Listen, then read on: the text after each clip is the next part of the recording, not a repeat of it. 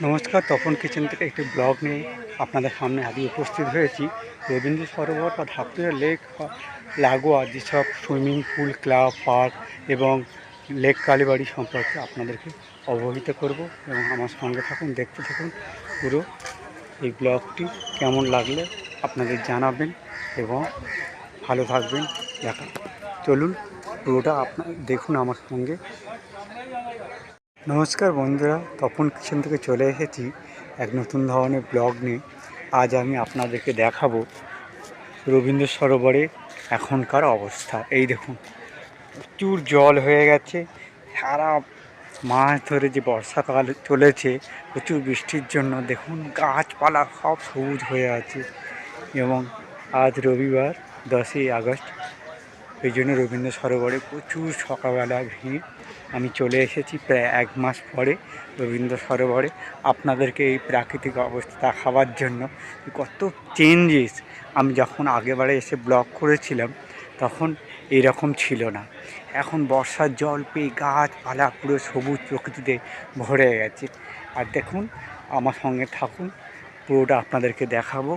আমি কি দেখছি আপনাদেরকেও সেই জিনিসগুলো সঙ্গে নিয়ে দেখাবো। তো চলুন আস্তে আস্তে এগিয়ে যাই।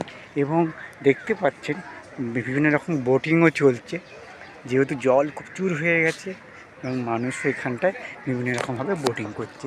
চলুন এগিয়ে যাই। এই দেখুন, বিভিন্ন রকম বোটিং চলছে। যেহেতু জলের পরিমাণ বৃদ্ধি পেয়েছে, তাই সবাই মিলে এখানে বোটিং করছে। এই দেখুন, বিভিন্ন ক্লাব থেকে এই বোটিংয়ের ব্যবস্থা করা হয়েছে। যারা মেম্বারশিপ আছে তারাও করবে এবং যারা শিখতে চায় তাদের জন্য ব্যবস্থা করা আছে। এবং দ্বীপের অবস্থা দেখুন, পুরো দ্বীপ ডুবে গেছে, এত জলের পরিমাণ বৃদ্ধি পেয়েছে এবং গাছগাছালি পুরো সবুজ প্রকৃতিতে পরিণত হয়েছে। এই জন্য বলে বর্ষাকাল হচ্ছে এই পৃথিবীর বৈচিত্র্যের প্রধানতম ঋতু। এই ঋতুর সময় প্রচুর বর্ষাকালে গাছপালা এবং জলে যে প্রকৃতিকে আরও সৌন্দর্য বাড়িয়ে তোলে এবং অক্সিজেনের পরিমাণও বাড়িয়ে তোলে এবং প্রাকৃতিক ভারসাম্য ও বিভিন্ন রকম বায়ুমণ্ডলে যে দূষিত হয় তার থেকে অনেকটা রেহাই পাওয়া যায়। তাই চলুন আমরা সবাই মিলে পণ করি, গাছ লাগাই, প্রাণ বাঁচাই, পৃথিবীর ভারসাম্য রক্ষা করি। কারণ আমরাই এই পৃথিবীর ভারসাম্য রক্ষাকর্তা। আমাদের দ্বারাই কিন্তু প্রকৃতির ভারসাম্য রক্ষা করা সম্ভব। তো চলুন আস্তে আস্তে। এই দেখুন কত বোট যাচ্ছে। এরা রোয়িং ক্লাব থেকে এরা হচ্ছে মেম্বারশিপ নিয়েছে এবং এরা হচ্ছে রোয়িং জন্য প্র্যাকটিস করছে। তো চলুন আস্তে আস্তে এগিয়ে যাই। চলে এসেছি দ্য বেঙ্গল রোয়িং ক্লাবে। এখানকার অ্যাড্রেসও দেওয়া আছে। এটা হচ্ছে রবীন্দ্র সরোবরের লাগোয়া একটা রোয়িং ক্লাব। এই রোয়িং ক্লাবের হচ্ছে মেম্বারশিপ নেই, ওই বোটিংগুলো করে, নৌকাগুলো চালায়। এটা প্রবেশ পথ দেখুন। চলুন আস্তে আস্তে এগিয়ে যাই। এই রবীন্দ্র সরোবরের লাগোয়ায় দ্য লেক ক্লাব অবস্থিত। আস্তে আস্তে চলে যাব আমরা অন্য জায়গায়।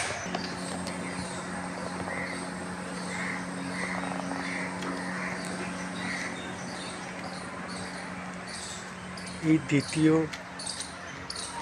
হাওড়া ব্রিজের মতো যেটা দেখালাম, সেখানে ঢোকা নিষিদ্ধ ছিল। তো আমি গেটের সামনে একটু ফটো তুলে নিয়ে বেরিয়ে এলাম ওই লেক ক্লাবের পাশ থেকেই। তো চলুন আস্তে আস্তে এগিয়ে যাব। কারণ সব জায়গায় তো ভিডিও করা নিষিদ্ধ প্রচলন নেই, তো নিষিদ্ধ রয়েছে, তাই সেগুলো মেনে আমি এই ব্লগটি করছি। চলে এসেছি ক্যালকাটা রোয়িং ক্লাব। দেখুন কত গাড়ি দাঁড় করানো আছে এই রোয়িং ক্লাবে প্রবেশ করার জন্য। তো চলুন আস্তে আস্তে এগিয়ে যাই। লেক কালীবাড়ির কাছে, তো যেহেতু কাছাকাছি গিয়ে যদি না তুলতে দেয়, তাই আমি দূর থেকে আপনাদেরকে এর অবস্থান দেখাচ্ছি। পুরো রবীন্দ্র সরোবরের লাগোয়া এই মন্দিরটি অবস্থিত, ভীষণ জনপ্রিয় এবং জাগ্রত। সবাই এখানে পুজো দিতে আসে। চলুন আস্তে আস্তে ভিতরে যাই, দেখি কী অবস্থা।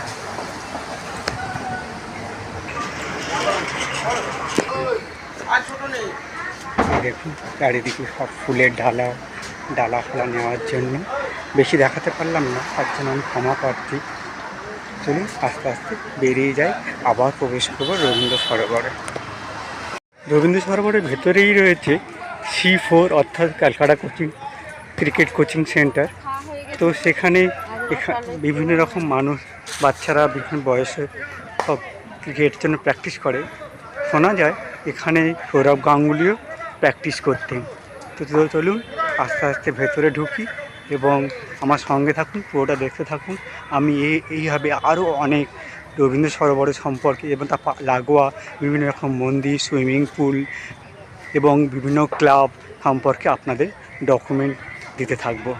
সঙ্গে থাকুন, দেখতে থাকুন। চলে এসেছি লায়ন সাফারি পার্ক।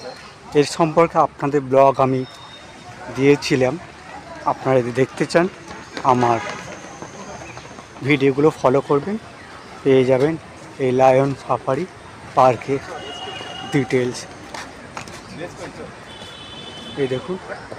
তো চলুন আস্তে আস্তে এগিয়ে যাই, চলে যাব আরও অন্যান্য বিভিন্ন রকম প্লেসমেন্টের দিকে, যেখানে রয়েছে বিভিন্ন রকম রবীন্দ্র সরোবরে লাগোয়া বিভিন্ন বিখ্যাত জায়গা।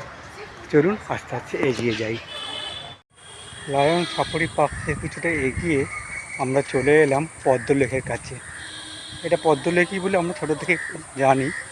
তো তখন এরকম অবস্থা ছিল না, তখন পুরো ওপেন ছিল। তো এখন সেটাকে ভিড়ে মানুষের দর্শন স্থান হিসেবে করে দিয়েছে। মানুষরা এখানে এসে জগিং করে, ঘোরে এবং বিভিন্ন সময় কাটায়। এখানে ভীষণ সুন্দর জায়গা, শান্তিপ্রিয় জায়গা, গাড়ি ঘোড়ার আওয়াজ থেকে, কোলাহল থেকে দূরে অবস্থিত। এর পাশেই রয়েছে ঢাকুরিয়ার বিখ্যাত একটি স্টেডিয়াম, তার নাম হচ্ছে নজরুল মঞ্চ। আমার ছোটোবেলা থেকে আমরা এখানে দেখে আসছি এবং এটা রবীন্দ্র সরোবরের লাগোয়া অবস্থিত, তাই আপনাদেরকে এটাকে দর্শন করালাম। চলুন আরও আপনাদেরকে দেখাবো বিভিন্ন রকম পুল ও তার পার্শ্ববর্তী এলাকা। চলে এসেছি নজরুল মঞ্চের প্রবেশ পথে, আর তার অপোজিটেই রয়েছে দেখুন আরেকটি সুইমিং পুল, যাকে বলা হয় লেক ফ্রেন্ডস। এখানেও সুইমিং পুলে অ্যাডমিশন নেওয়া হয় এবং খুব দক্ষতার সাথে এদের সুইমিং শেখানো হয়। বিভিন্ন রকম প্রসেস, বিভিন্ন বয়সে আপনারা যদি আসতে চান তো ঢাকুরিয়া লেক সরোবর বা রবীন্দ্র সরোবরের পাশেই রয়েছে এই লেক ফ্রেন্ডস সুইমিং পুল, আর এটি হলো নজরুল মঞ্চের প্রবেশপথ। চলুন আস্তে আস্তে আরও পুল আপনাদেরকে দেখাই। রয়েছে আরও দু একটা পুল, যেটা আপনারা রবীন্দ্র সরোবর সম্পর্কে আরও কিছু জানতে পারবেন এবং এখানে এসে আপনাদের যোগাযোগ করতে হবে যেটা আপনাদের প্রয়োজন সেটা সম্পর্কে। চলুন আস্তে আস্তে অন্য পুলের কাছে এগিয়ে যাই। চলে এসেছি আরেকটি পুলের কাছে, কি সুন্দর সাজিয়েছে দেখুন, সুন্দর জায়গা। এই পুলটি, সুইমিং পুলটি হচ্ছে কি সুন্দর ব্যবস্থা রয়েছে। এখানে বিভিন্ন রকম অ্যাডমিশান চলছে, তো আপনারা এখানে যোগাযোগ করতে পারেন সুইমিং শেখার জন্য। চলুন আস্তে আস্তে এগিয়ে যাই। এটা হচ্ছে ক্যালকাটা স্পোর্টস সুইমিং পুল, কত সুন্দর দেখুন। আপনারা এসে এখানে যোগাযোগ করতে পারেন। দেখুন এখানে সব এই ক্যালকাটা স্পোর্টস কোচিং অ্যাসোসিয়েশনের বিভিন্ন কৃতি স্টুডেন্টরা। চলুন আস্তে আস্তে এগিয়ে যাই। এটি ক্যালকাটা স্পোর্টিং ক্লাবের পাশেই অবস্থিত ILLS সুইমিং পুলে। তো এখানেও বিভিন্ন রকম সুইমিংয়ের ট্রেনিং দেওয়া হয়, শেখানো হয়। Indian life saving society Anderson house বলা হয়। এখানে মানুষরা শিখতে আসে। আপনারা যদি যোগাযোগ করতে পারেন এখানে এসে যোগাযোগ করবেন। তো আপনাদেরকে সবাইকে দেখালাম রবীন্দ্র সরোবরে লাগোয়া বিভিন্ন রকম পুল, সুইমিং পুল বিভিন্ন ক্লাব এবং খুব ভালো একটি জায়গা লেক কালীবাড়ি আপনাদেরকে দর্শন করালাম, মা কালীকে দর্শন করালাম। তাহলে আজকে এই পর্যন্ত, আবার দেখা হবে নতুন ধরনের ব্লগ বা রেসিপি নিয়ে আপনার সামনে উপস্থিত হব। যদি ভালো লেগে থাকে একটা লাইক করে দেবেন। ভালো থাকবেন, সুস্থ থাকবেন এবং আবার দেখা হবে নতুন কোনো ব্লগে। ধন্যবাদ।